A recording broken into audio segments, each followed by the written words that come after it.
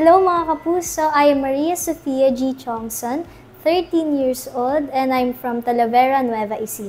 Gusto ko pong sumali sa The Voice Kids, unang-una po para po kay Lord, para ma-share ko po sa mga tao yung talent po na ibinigay niya po sa akin. And of course, for my family din po. Nag-start po akong kumanta nung ako po ay 4 years old. Na-discover po ng family ko po na may potential po ako sa singing nung ako po ay 4 years old. At ito po ay dahil nung kumakanta po ako nung bata po ako sa video okay. Ang nag-inspire po sa akin para po kumanta ay ang aking pong lolo. Na-inspire din po ako ng lolo ko na kumanta dahil isa din po siyang singer.